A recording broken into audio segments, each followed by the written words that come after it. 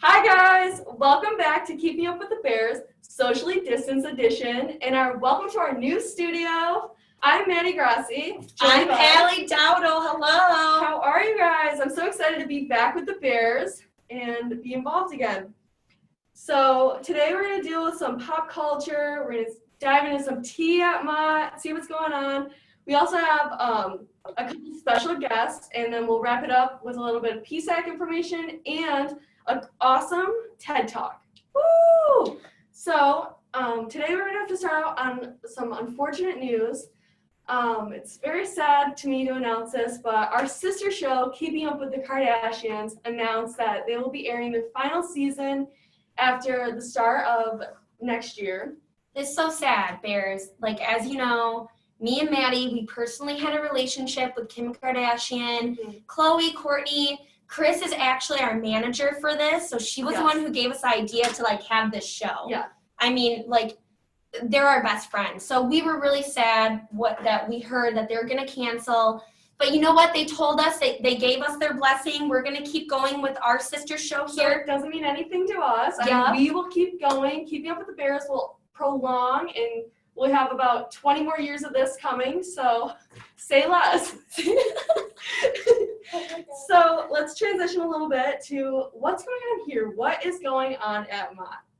What is going on with student life, Allie? Oh my gosh, Maddie. So unfortunately, Bears, we still aren't able to open up student life physically, face-to-face, unfortunately. So you won't be seeing us at the hub. You won't be seeing us in person. But that doesn't mean that we're still having events virtually. So if you guys aren't doing anything September 29th, we do have Olga Custodio who will be joining us virtually. So if you guys don't know who that is, she was actually the very first Hispanic female Air Force pilot. And luckily for us, she's going to be gracing us with her presence virtually and talking about her struggles, what she's been through, and just her story. It is Hispanic Heritage Month, and this directly goes along with our theme. So we are so excited that we'll be having her. So put it in your books, Bears. September 29th, we have Olga Custodio who will be joining us. We're also doing our Keeping Up with the Bears show still every Thursday at 12 o'clock. So podcasters over in your podcast land, make sure you go on to Student Life webpage. You click on the Keeping Up with the Bears launch page, and it'll take you to all of our episodes. So stay in the know, stay connected. We want to help you through this virtual time. For this semester, it's going to be all virtual, but maybe next semester, if things kind of move forward, we might be able to come back to campus. But who knows? For the time being, we'll still do this, and I still get to socially distance and mask up with my girl Maddie here. Awesome, Allie. Thank you so much. You're so welcome. How do you think, so would you recommend that that's the best way students can stay involved and get in the loop with everything that's going on? Oh my gosh, absolutely. So Bears, please use this show as pretty much your catalyst to know everything that's going on. So we have wonderful guests who are going to come on and talk about some resources with you guys. What's the best thing to do right now? What are the best practices in this virtual environment? This is literally a way for you not only to get involved and stay engaged, but just know what's going on and being informed. It's truly important to stay informed with what's going on our college campus. And I mean, Maddie and I can talk about Dancing with the Stars and how Carol Baskin didn't do a really good job last night. It was a catastrophe. But I think you guys want to know kind of more resources and how we can help you. And we're going to be here for you. So Student Life is always here, keeping up with the Bears, along with PSAC. We're going to be helping you through this time. We're here for you, Bears. We love you. That leads me to my next announcement, I guess.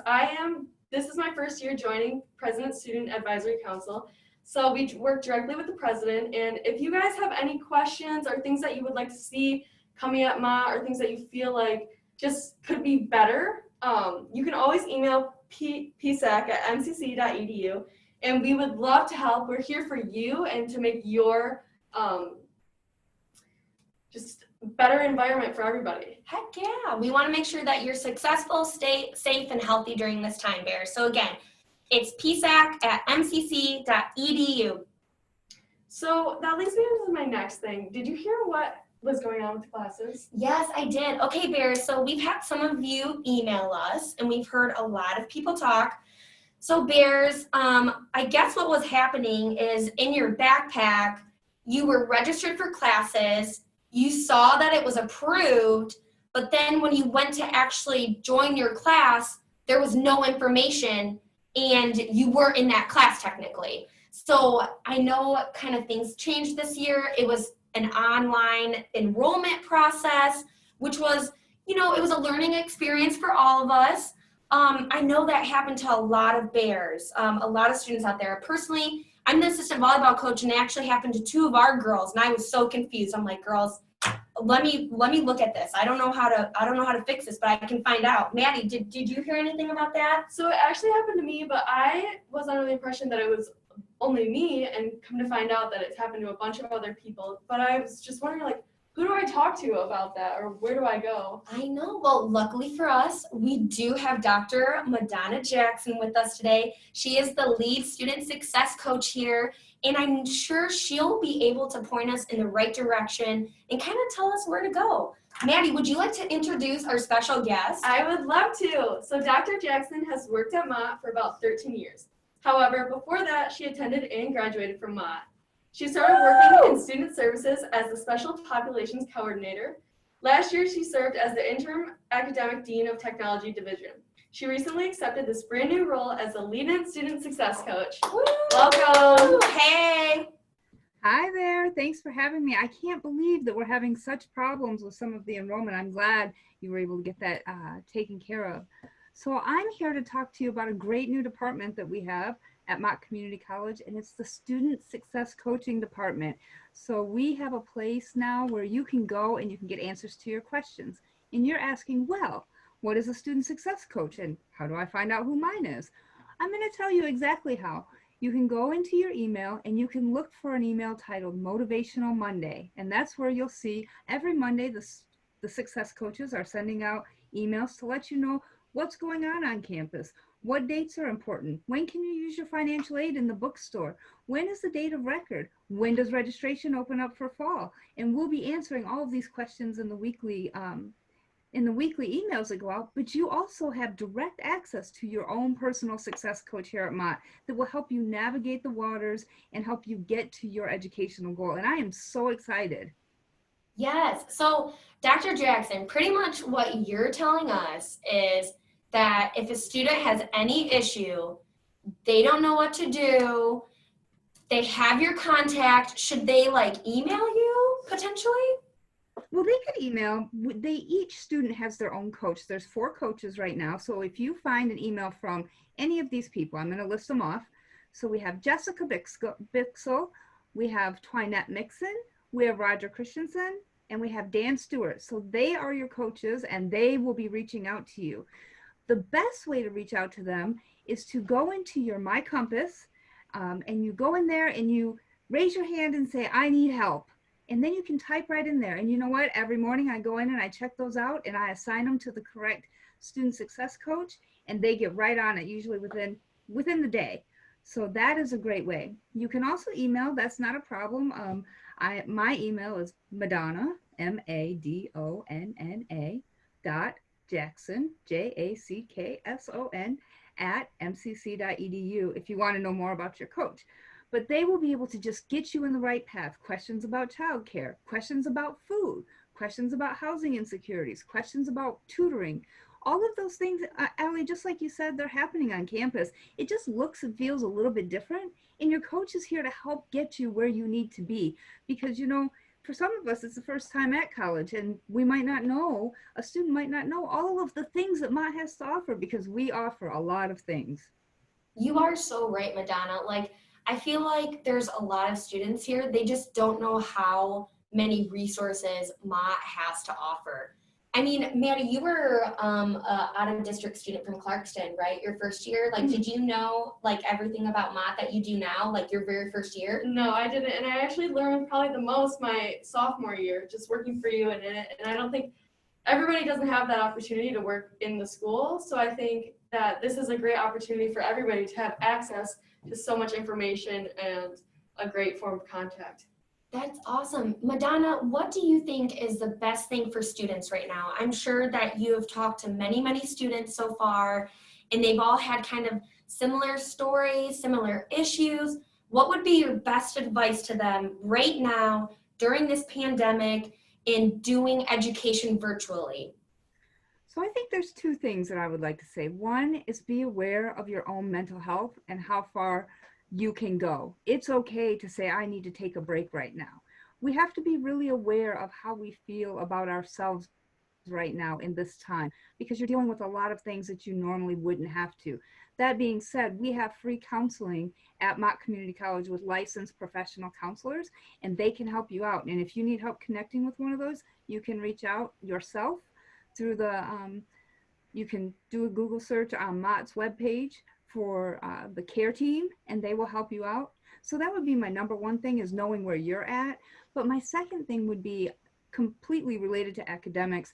Make sure you have reached out to your instructors and your teachers. Make sure you're signing into your backpack and getting into those classes. Right now, this morning, I had over 20 referrals because students hadn't logged in and they hadn't engaged in class. So you are in these classes and you need to reach out.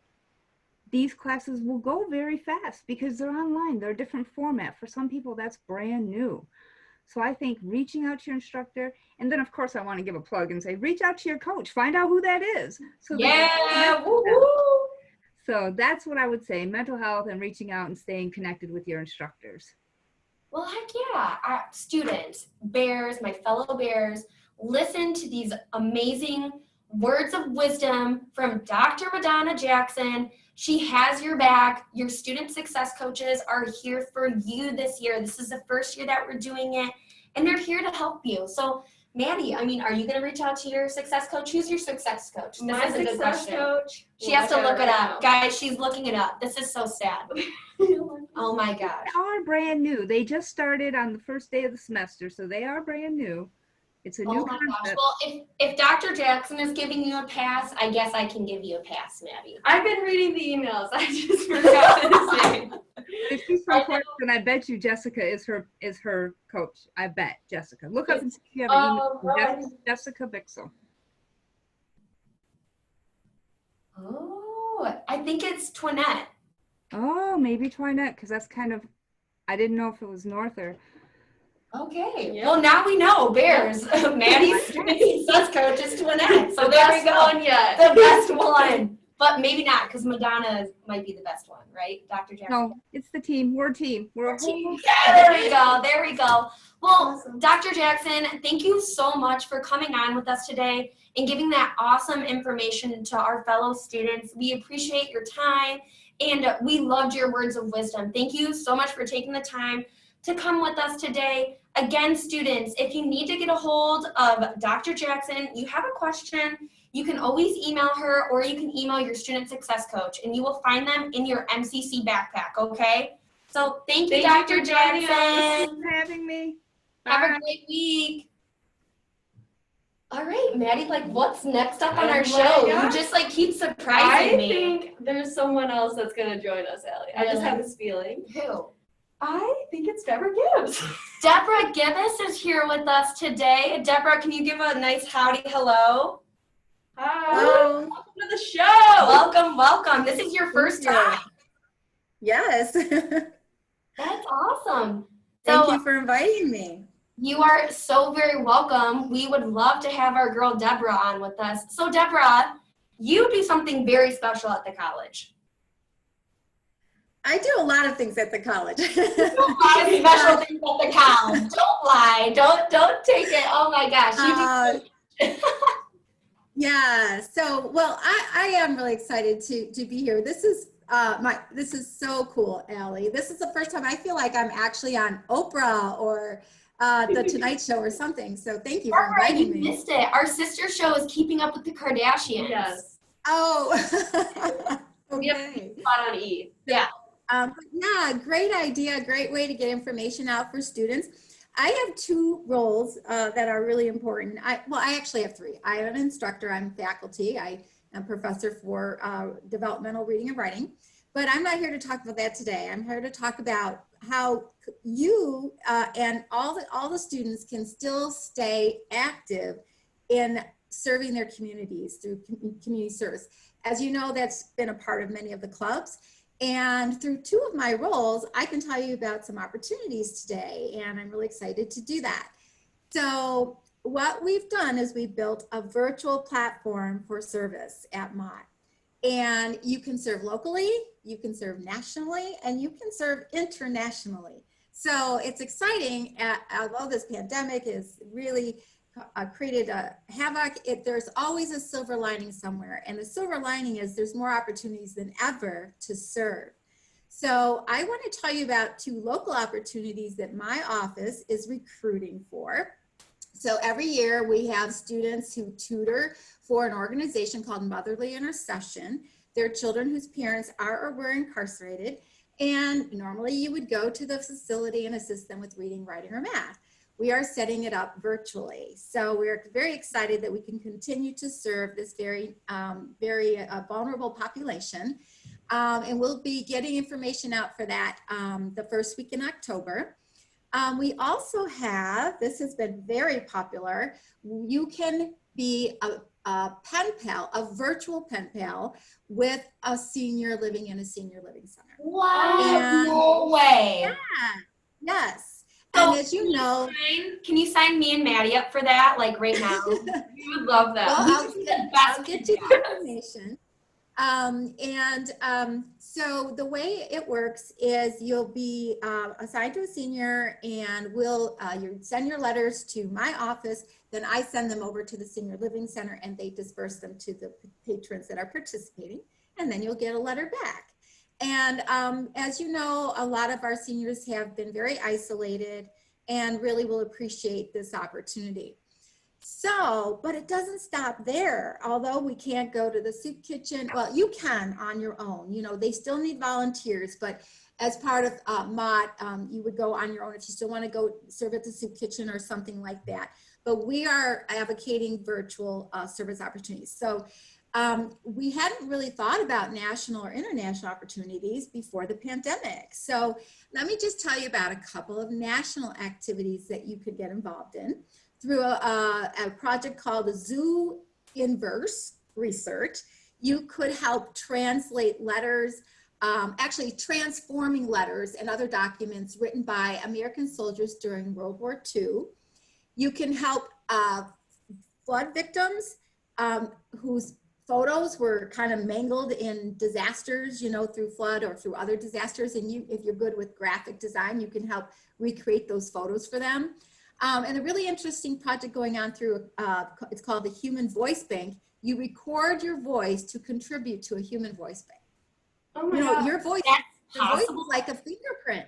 Yeah, your voice is a fingerprint, right? No two people have the same voice. And so when you're gone, your voice is gone, and you can preserve voices, human voices. It's just crazy.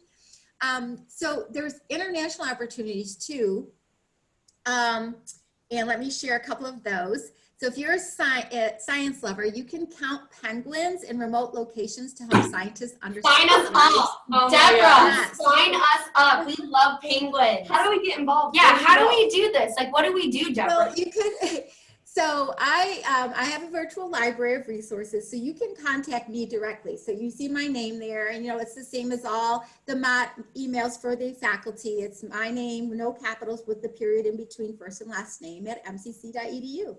And I will give you the link, and you can go. A lot of these are, you know, you sign up yourself, and you'll get your club members to sign up, and you can, you know, get your points that way. Let me tell you just one more. Let's see, what was another one that was going on? So if you're really scientific, you can actually help with solar storms, help track solar storms. For the real science geek out there. Wow. So so go ahead and you can email me directly, and I can even share you know, a list of opportunities for your clubs, and then you would just go at it. For the local opportunities though, you work directly with me. So you're going to sign up with me. I'm going to be working with you, training you, helping to monitor your project for the local ones, which are the Motherly Intercession and the Senior ePals. But I have to tell you about my other role on the campus, if I have time. And that is, I'm the coordinator for the International Institute along with Jessica Esperanza. Woo! We love International. And we are super excited about this project. So every year, the International Institute offers this thing called Culture and Language Exchange Partnerships. And it's been the most awesome experience. And you would sign up to be with people from different countries, different cultures, different races, and start to build friendships and learn how to communicate interculturally. And then you would do things together. We'd have like 3 events each semester where you could meet up with everybody, and either on campus, like we had a DNA coming out party, I guess you could call it. We had all kinds of cool things. We met last year, not this past year, but the year before, at the the FIA, Flint Institute of Arts, for Mott event. But we can't do that this year. So what we're doing, in place of CLEP for this year, and hopefully not necessarily next year, although things could expand, we might just keep this. It's called iPals, not ePals. So ePals is like, electronic pen pals.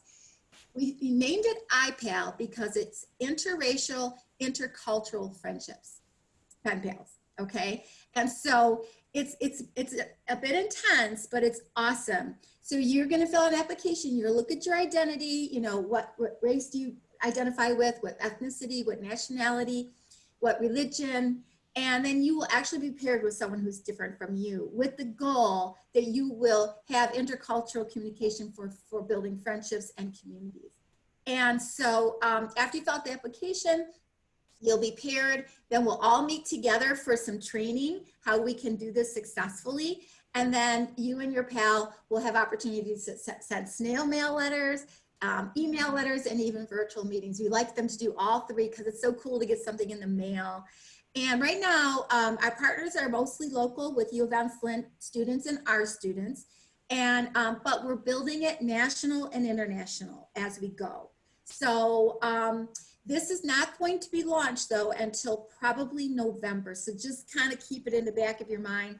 It would be, I think you could even put it on your resume, really, because this is such a cool thing. Yeah. So, and clubs could get involved if they want to do it as a club. And I'm going to do it because I've hosted exchange students in my home for 25 years. I don't do that anymore because who wants to stay with a 60-year-old woman? So, but I do. I would love to stay with you, Deborah. So I'm going to find myself a pen pal that's different from me and enjoy those conversations. And one last really quick thing.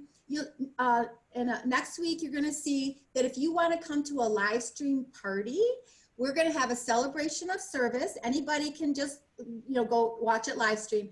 And people, faculty, staff, and students who spent last year just giving from their heart to the community will be recognized at this event. So just keep your eyes open for that. Oh, heck yeah. Deborah, you said party. We love parties. We will be at the party. Life of the party, Deborah. But before you go, I think a lot of bears are kind of asking the question right now, like, why should we do these things? Like, what is the importance of giving back? What's the importance of getting engaged on an international level in iPals? Like, what would you say is the most important thing for students getting engaged in this service learning type way? So I'm going to tell you the best kept secret. When you take on a bigger problem, when you get engaged in a cause, that is 100% good for your mental health. And it's documented. This is true. I'm not like making this up. People who are engaged in these kinds of efforts, they feel better and they feel that they can do better for themselves. So that's the number 1 reason I would say to get involved. And number 2, we can't work in isolation and solve problems. You have problems, I have problems, this country has lots of problems right now. It's by working together that we change them, not isolating ourselves. So mental health for sure, and just being a team, making it a team effort. Okay, so pretty much you're telling me that if our fellow bears, they give back, they get involved, they're going to feel better about themselves because they're doing good deeds in the community and in an international community as well. Scientifically proven. They can do research on it, and it's true. Look at me. I'm smiling all the time because I do this. We're smiling through our masks right now. So Bears, you heard it first. You listened to Deborah. She said that if you get engaged, if you get involved, you're going to feel better. We're all going through this together right now.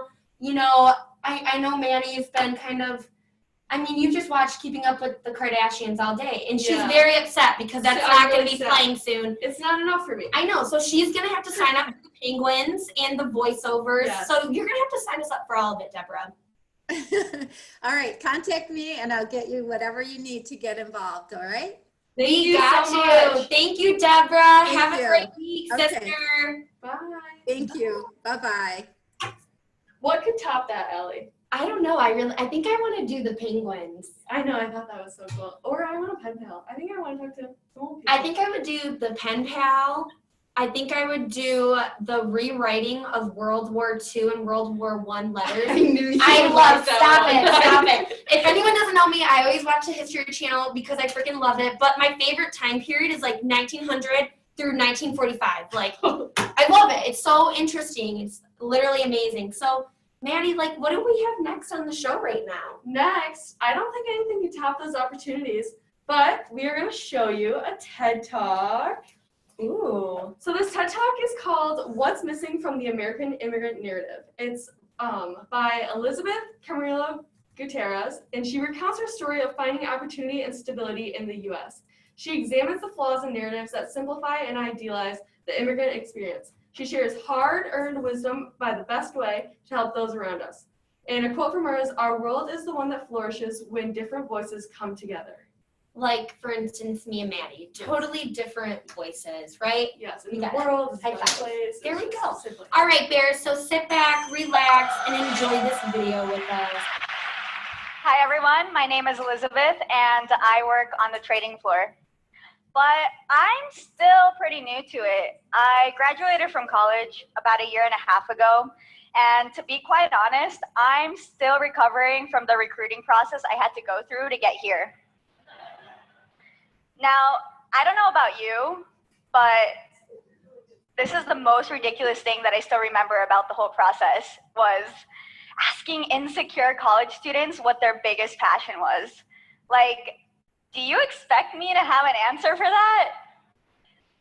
Of course I did. And to be quite honest, I really showed those recruiters just how passionate I was by telling them all about my early interest in the global economy, which conveniently stemmed from the conversations that I would overhear my immigrant parents having about money and the fluctuating value of the Mexican peso. They love a good personal story. But you know what? I lied. And not because the things I said weren't true. I mean, my parents were talking about this stuff, but that's not really why I decided to jump into finance. I just really wanted to pay my rent. And here's the thing, the reality of having to pay my rent and do real adult things is something that we're rarely willing to admit to employers, to others, and even to ourselves. I know I wasn't about to tell my recruiters that I was there for the money. And that's because, for the most part, we want to see ourselves as idealists and as people who do what they believe in and pursue the things that they find the most exciting. But the reality is, very few of us actually have the privilege to do that. Now, I can't speak for everyone, but this is especially true for young immigrant professionals like me. And the reason this is true has something to do with the narratives that society has kept hitting us with in the news, in the workplace, and even by those annoyingly self-critical voices in our heads. So what narratives am I referring to? Well, there's two that come to mind when it comes to immigrants. The first is the idea of the immigrant worker. You know, people that come to the US in search of jobs as laborers or field workers, dishwashers, you know, things that we might consider low-wage jobs, but that immigrants, that's a good opportunity. The news nowadays has convoluted that whole thing quite a bit. You could say that it's made America's relationship with immigrants complicated. And as immigrant expert George Forjas would have put it, it's kind of like America wanted workers, but then they got confused when we got people instead. I mean, it's natural that people want to strive to put a roof over their heads and live a normal life, right? So, for obvious reasons, this narrative has been driving me a little bit crazy, but it's not the only one. The other narrative that I'm going to talk about is the idea of the super immigrant. In America, we love to idolize super immigrants as the ideal symbols of American success. I grew up admiring super immigrants because their existence fueled my dreams and it gave me hope.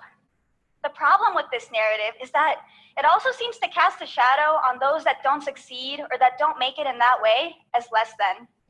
And for years, I got caught up in the ways in which it seemed to celebrate one type of immigrant while villainizing the other.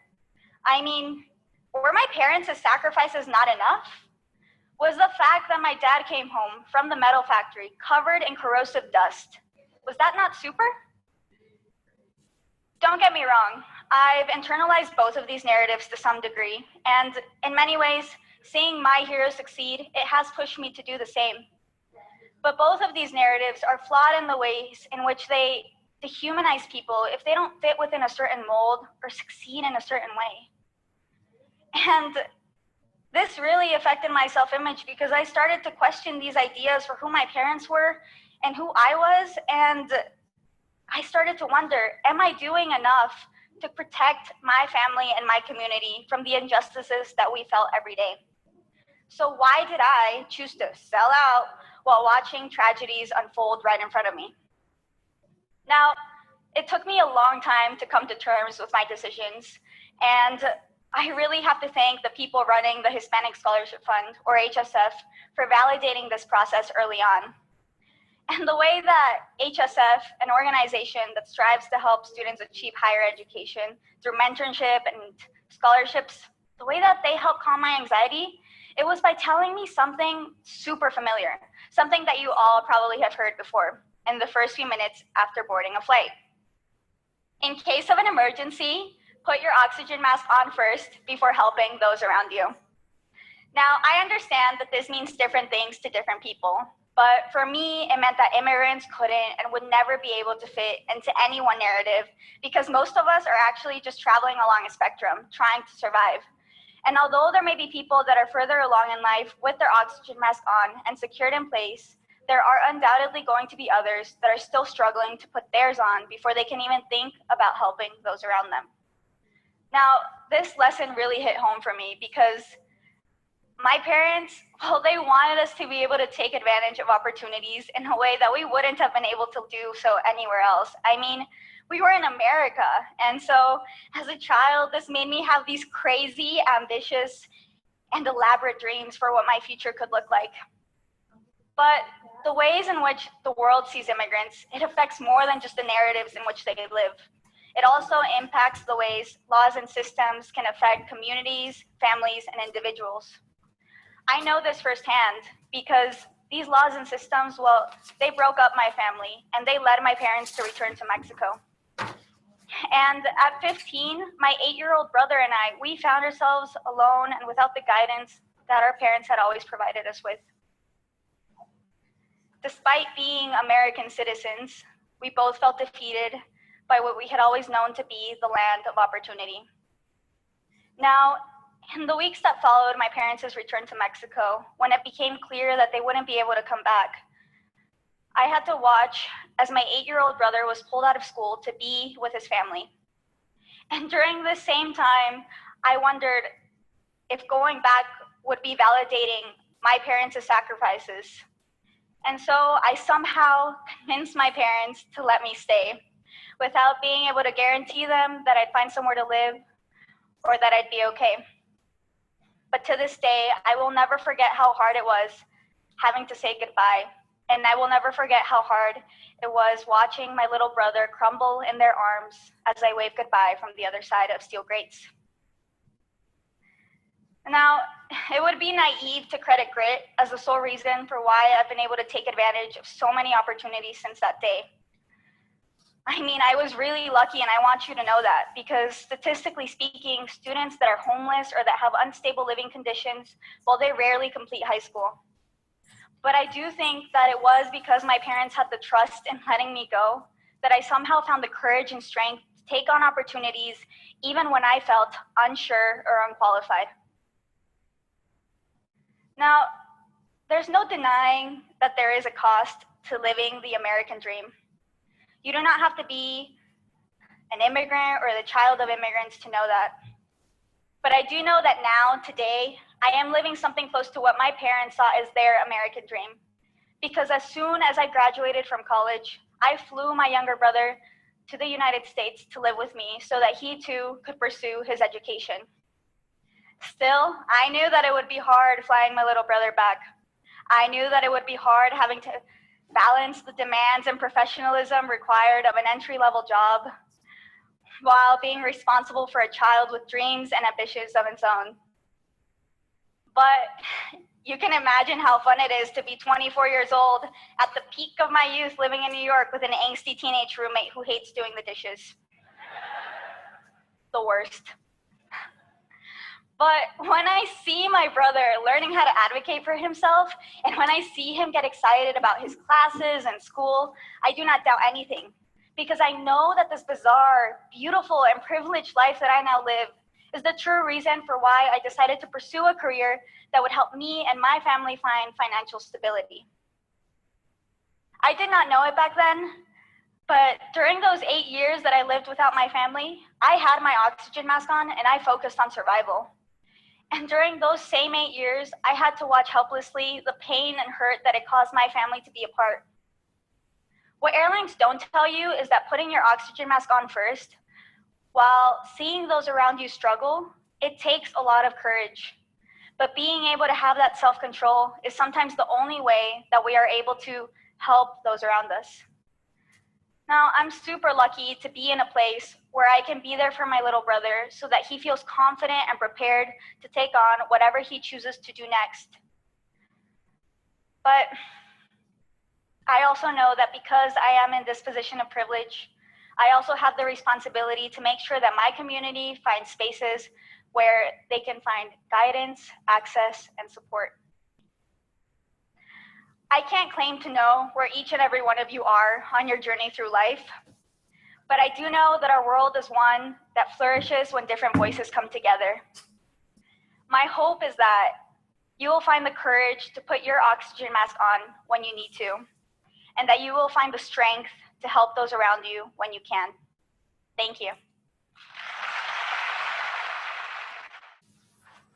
Hey Bears, we're back. Wow, that was an amazing video. So that was pretty inspiring. So I think Elizabeth had a lot to say about her very own journey and again, referencing putting that oxygen mask on. So Maddie, I know you know a lot more students than I do. They all go on different journeys, correct? Mm-hmm. Yeah, and I think something to take away from that video that we just watched is that Bears, you guys are all going through your own journey. And no matter what happens, know that sometimes you have to take care of yourself first before you can help others. And there's no shame in that. So going through this time, this virtual educational session, and you learn a lot about yourself, remember, you got to take care of yourself first in order to be successful. And if you need help, we are here to help you. We're here for you guys. We are here for you. We love you. We want to see you be successful. And we hope you like that video. Let us know. Email psac@mcc.edu. Let us know if you like that video, if you didn't like it, if there's another TED Talk video or even other educational video that you would like us to put on the show. We would love to play it for you. We'd love to hear your feedback. And, you know, if I need to get a new co-host and, like, kick Maddie off. Or if I need to get rid of Allie. I know, if I need to go, just like let us know. Like Yes. we want to hear your thoughts and opinions. So like Maddie. Couple things to remember before we go. Just I am Maddie Grassi and I am new to PSAC and I look forward to hearing from you guys and what you guys want change at Mott, and I look forward to helping make the change. Again, as Allie said, any questions, please email psac@mcc.edu. And if you guys want to see whatever you guys want to see on the show is for you guys, so we'll cater it to you and what your wants and needs are. Next week, we are expecting to have more members of PSAC join us. It's going to be super exciting. You guys aren't going to want to miss it. Last but not least, stay classy, Bears. Stay classy and sassy, Bears. See you guys next week. Later.